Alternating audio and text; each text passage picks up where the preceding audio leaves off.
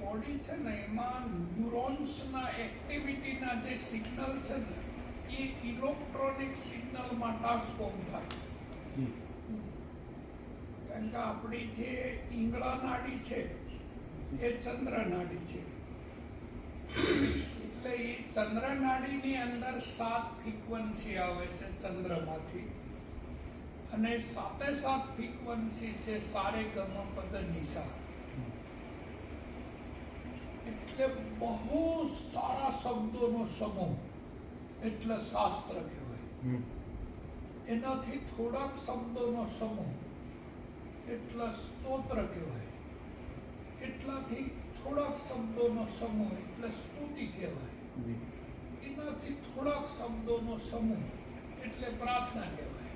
એનાથી બી થોડાક શબ્દોનો સમૂહ એટલે મંત્ર કહેવાય.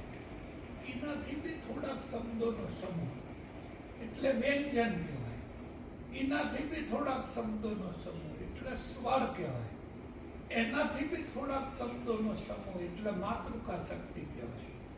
અને એનાથી બી થોડાક શબ્દોનો સમૂહ એટલે પરાપૈસંતી મધ્યમમાં અને વિક્રી. અને એ બધાનો થોડાક શબ્દોનો સમૂહ એટલે નાદ કહેવાય. સારે ગમ પદ નિશા. તો નાદ અને બિંદુ એનું કલાતીતમ છે. જો નાદ અને બિંદુનું કલાતીતમ કરતા આવડી જાય તમને, તો તમે નિર્વાણને પ્રાપ્ત થઈ જાઓ. તો જ્યારે તમે ઓમ,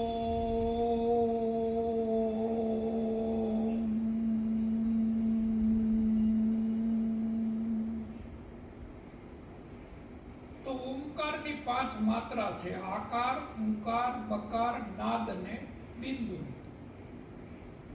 તો આ 5 માત્રા છે ઓમકારની. એ પહેલી માત્રા સૂર્ય છે, બીજી માત્રા ચંદ્રમા છે, ત્રીજી માત્રા બધાય તારામંડળ છે, અને ચોથી માત્રા છે એ વીજળી છે, અને 5મી માત્રા છે નાદ. એટલે આપણે જે ઉપાસના કરવાની હોય ને એ નાદ અને બિંદુની કરવાની હોય. અને તો આ જે સ્વર છે એ ચંદ્ર નાડીમાં છે, સારે ગમ પદ નિશા. અને સૂર્ય નાડીમાં છે જાને વાલી પીનારા. એટલે આપણને જે શક્તિ મળે છે ને એ સૂર્યમાંથી મળે છે. અને શક્તિનું નામ છે રેમ્બો. રેમ્બોનો મિનિંગ થાય જાને વાલી પીનારા, મેઘધનુષ. તો આપણો પહેલો જન્મ સૂર્યમાંથી થાય. સૂર્યમાંથી એક તરંગ નીકળે, અને એ તરંગ છે એને પવન કહેવાય. શું કહેવાય? એને સોલ કહેવાય. તો એ તરંગ નીકળે ને, તો એ તરંગ છે એ સાપના જેવી હોય. તો એ તરંગ છે એ ચંદ્રની નાભીમાં જાય, એટલે જે ચંદ્રમાં છે એને ચાંદની કહેવાય. એ લેડીઝ છે. એટલે એની પાસે અંડાણુઓ છે. એ જે અંડાણુ છે ને એ 9 લાખ તારા છે. એ અંડાણુ છે, શ્રીબીજ. અને સૂર્યમાંથી જે કિરણ નીકળી ને એ પુરુષનું બીજ કહેવાય. પોન સાપ જેવો જોઈ ને, તો એ પોન છે એ ચંદ્રની નાભીમાં જાય. ચંદ્ર છે એ એનર્જીને માસ આપે. એટલે સાયન્ટિફિક ભાષામાં એનર્જીને માસ મળે તો જ એ કંઈક નવ નિર્માણ કરે. જો એનર્જીને માસ ના મળે તો એનર્જી એકલી એનર્જી જ ફરે જાય. ગતિત્વમ તમે કહો તો એ ગતિના રૂપમાં ફરે જ જાય. કોઈ દાડો સ્થિતિમાં આવે જ નહીં. એ ના થાય. એટલે ચંદ્રમાં એને માસ આપે. એટલે માસ આપે એટલે પહેલો લો જનરેટ થાય, લો ઓફ ધ એટ્રેક્શન. એટલે હવે એ પોન છે એ માસ લઈ અને પૃથ્વી તરફ આવવા માટે પ્રયાણ કર્યું. પણ મન બનાવવા માટે, બુદ્ધિ બનાવવા માટે, ચિત્ત બનાવવા માટે, અહંકાર બનાવવા માટે રો મટીરિયલ ક્યાંથી લાવવું? બધું બનાવવા માટે કાચું રો મટીરિયલ તો જોઈએ જ નહીં તારી કંપનીના જેમ.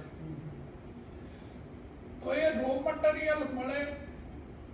7 પ્લેટ છે: સત્યમ લોક, જનલોક, તપલોક, મહાલોક, ભૂલોક, ગોલોક, સ્વહાલોક એ રીતે. યા તો વિશ્વામિત્રએ ગાયત્રીની રચના કરેલી ભૂર્ભુવઃ સ્વઃ તસ્ય વિતુર્વરેણ્યં ભર્ગો દેવસ્ય ધીમહિ ધિયો યો નઃ પ્રચોદયાત્. એ સંસ્કૃતમાં સમજમાં આવી જ ગયું હોય તો સાયન્સમાં બી સમજી લો. આઇનોસિફિયર, એક્ઝોસિફિયર, ટોટોસિફિયર, થર્મોસિફિયર, ક્રોમોસિફિયર. તો સાતમી પ્લેટમાં જ્યારે એ પરમાણુ આવે, પેલો કોણ કયો સૂર્યમાંથી જે તરંગના ફોર્મમાં જો ચંદ્રમાએ માસ આપ્યું એટલે એ કણના રૂપમાં ટ્રાન્સફોર્મ થયો અને કણ બની અને હવે નીચે આવે છે.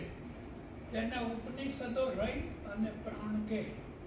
એટલે રઈ અને પ્રાણનું મિલન થયું. પ્રાણ સૂર્યમાંથી આવ્યો પેલી તરંગના રૂપમાં, અને રઈ આપી ચંદ્રમાએ શ્રી બીજ.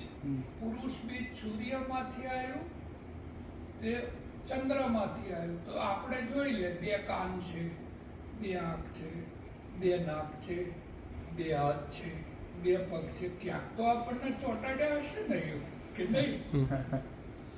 અડધું બનાવ્યું છે ચંદ્રમાએ અને અડધું બનાવ્યું છે સૂર્યએ. એક વ્યક્તિએ નથી બનાવ્યું. અડધું પિતાએ બનાવ્યું છે અને અડધું માતાએ બનાવ્યું છે. આપણે છે કોમ્બો. કોમ્બોમાં ખબર પડે ને, 2 ચક એવી જગ્યાએ લઈ જઈને ભેગા કરેલા છે કે તૈયાર થઈ ગયો રેકોર્ડ. તો પૃથ્વીની પ્લેટમાં જ્યારે આવી જાય ને, તો કૃષ્ણ ભગવાન એવું કહેતા હતા ગીતાના 4થા અધ્યાયમાં કે માનવ બી એક વૃક્ષ છે. આમે ઉભેલું વૃક્ષ છે ને, એની શાખાઓ ઉપર છે અને મૂળ છે એ નીચે છે. તો માનવ બી એક વૃક્ષ જ છે, પણ એના મૂળિયા ઉપર છે અને શાખાઓ નીચે છે. એટલે આપણા માથાનો જે વાળ છે ને, એનો ઓપ્ટિકલ ફાઈબર રિસેપ્ટર કહેવાય. તો આકાશમાંથી આપણને જે નોલેજ થાય છે ને, એ બધું કોડિંગ ફોર્મમાં આવે છે. અને મેસેજના આ વાળ છે એ પકડી અને સબકોન્શિયસ માઇન્ડને આપે, એટલે સબકોન્શિયસ માઇન્ડ તેને ડીકોડિંગ કરે છે. અને એ જે ડીકોડ થાય એનો પહેલો મેસેજ બોન મેરોને મળે, સેલને. અને સેલ છે એ મેસેજ છે એ કોશિકાને આપે. એટલે સેલ અને કોશિકા વચ્ચે એનર્જી ચેનલ છે આ રીતે. એટલે અંતરિક્ષમાંથી આપણને જે નોલેજ થાય છે ને, એ કોડિંગ ફોર્મમાં આવે છે. અને એ કોડિંગ ફોર્મમાં આવેલો નોલેજ આ સેન્સર છે, ઓપ્ટિકલ ફાઈબર રિસેપ્ટર, એ પ્રોગ્રામને પકડી અને સબકોન્શિયસ માઇન્ડને આપે, અને સબકોન્શિયસ માઇન્ડ તેને ડીકોડ કરે. અને એ ડીકોડ થાય ને, એ મેસેજ બોન મેરુને મળે.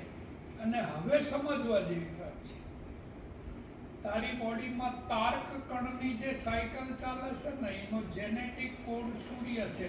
સૂર્ય અંતરિક્ષમાં રહી એના અરોરા વાયરન્સથી તારી ફિઝિકલ બોડીમાં તાર્ક કણની સાયકલ ચલાવે છે.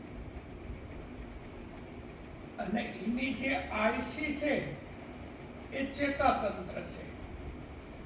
ચેતાતંત્ર તેનું હેડક્વાર્ટર છે. એટલે સૂર્ય છે એ કમાન્ડો છે અને ચેતાતંત્ર તેનું હેડક્વાર્ટર છે. અને તાર્ક કણની સાયકલ તેની બટાલિયન છે. એટલે જ્યોતિષ વિજ્ઞાનવાળા એમ કે તમારો સૂર્ય બહુ પાવરફુલ છે, તો તમે 70 વર્ષની ઉંમરે બી મિલિટરીના કમાન્ડરની જેમ સીધા ઊભા હોય. અને જો તમારો સૂર્ય વીક હોય, વાંકો વળી ગયો હોય, તો ભરી જવાનીમાં કઈડો થઈ જાય. પછી તમારામાં સંકલ્પ અને વિકલ્પની સાયકલ ચાલે છે. તેનો જેનેટિક કોડ ચંદ્રમાં છે. એટલે ચંદ્રમાં અંતરિક્ષમાં રહી અને તમારી અંદર પરા અવલંબી ચેતાતંત્ર છે, એ એનું હેડક્વાર્ટર છે. તે આકાશમાં રહી અને એના અરોરા વાયરન્સથી તમારી ફિઝિકલ બોડીમાં બંધ કરી દે. અને પછી એ જે સાયકલ છે ને એ આપણે પરાવલંબી ચેતાતંત્રને, અને વ્હાઇટ સેલની જે સાયકલ ચાલે છે તમારી બોડીમાં એ એની બટાલિયન છે. એટલે ચંદ્રમાં કમાન્ડર છે, પરાવલંબી ચેતાતંત્ર તેનું હેડક્વાર્ટર છે, અને વ્હાઇટ સેલની સાયકલ તેની બટાલિયન છે. જ્યોતિષવાળા એવું કે તારો ચંદ્ર